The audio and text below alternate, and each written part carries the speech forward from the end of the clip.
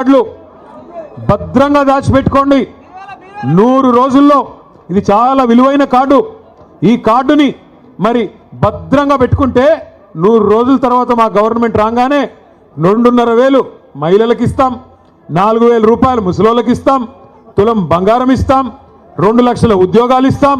భద్రంగా పెట్టుకోండి కార్డు అన్నారు బట్టి గారు. మరి ఇవాళ నేను బట్టి గారిని అడుగుతున్నా, బట్టి గారు 100 రోజులు కార్డును పెట్టుకోమన్నారు. మరి ఇప్పుడు 2 ఏళ్ళు అయిపోయింది. ఇప్పుడు ఎక్కడ పెట్టుకోవాలి కార్డు?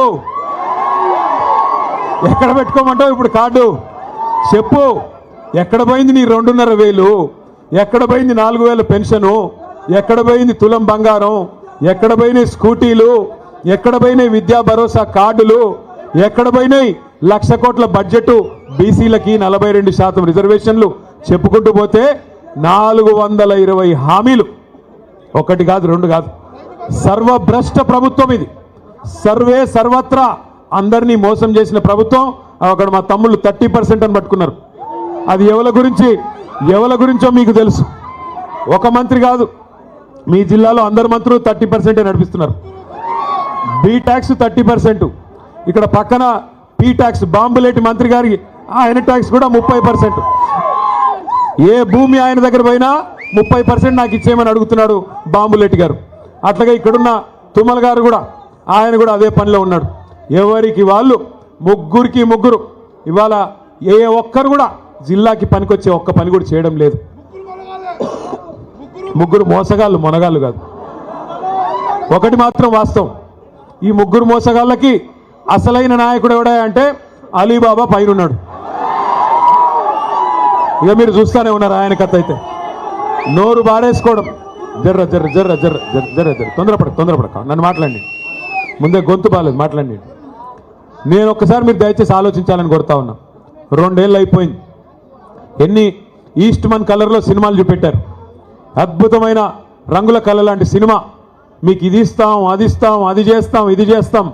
2 ఏళ్లలో ఏం చేశారు ఖమ్మానికి నేను అడుగుతున్నా. ఈ జిల్లాలో కేసీఆర్ గారు 7.5 లక్షల ఎకరాలకు నీళ్ళు ఇవ్వాలని చెప్పి, గోదావరి జలాల మీద పూర్తి హక్కు ఖమ్మం జిల్లాకి దక్కాలని చెప్పి, ఎందుకంటే మీ తర్వాత కిందికి ఆంధ్ర నుంచి కిందికి సముద్రంలోకి నీళ్లు పోతాయి. తెలంగాణలో కిందేమీ లేదు ఇంకా ఖమ్మం తర్వాత, కొత్తగూడెం తర్వాత.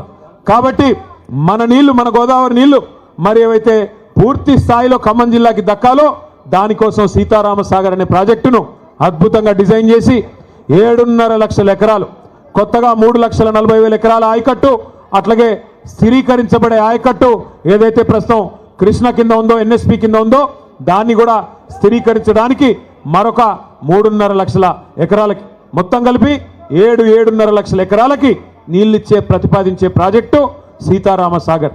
ఏనుగెళ్ళింది తోక చిక్కింది అన్నట్టు 90% పనులు కేసీఆర్ గారే పూర్తి చేసినారు. చేసి చివరికి మనం దిగిపోయే నాడు డిసెంబర్ 2023లో కట్టిన ఇల్లు పెట్టిన పొయ్యి అన్నట్టుగా వీళ్ళ చేతికి తాళాలు ఇచ్చి మనం పక్కకు తప్పుకున్నాం. 2 ఏళ్ళైంది. ఏం చేశారు మరి? అశ్వారావుపేటలో ఈరోజు నిజానికి ఒక్క సీతారామ సాగర్ ద్వారా 1,30,000 ఎకరాలకి నీళ్ళు ఇచ్చేదానికి కేసీఆర్ గారు డిజైన్ చేశారు. సత్తుపల్లి నియోజకవర్గంలో కల్లూరు కావచ్చు, వేంసూరు కావచ్చు, పెనుపల్లి కావచ్చు, 4 మండలాల్లో 40,000 ఎకరాలకు నీళ్ళు ఇవ్వడానికి సీతారామ సాగర్ని కేసీఆర్ గారు డిజైన్ చేశారు. ఇవాళ ఇల్లెందు నియోజకవర్గంలో 20,000 ఎకరాలకు నీళ్లు రావాలి. కొత్తగూడెంలో 10,000 ఎకరాలకు రావాలి. అట్లాగే వైరా నియోజకవర్గంలో 20,000 ఎకరాలకు నీళ్లు రావాలి. కానీ ఇల్లెందును కట్ చేసి, ఇల్లెందుకి నీళ్లు పోకుండా చేసి ఇవాళ అక్కడి నుంచి కూడా అఖిలపక్ష నాయకులు వచ్చిన్నారు.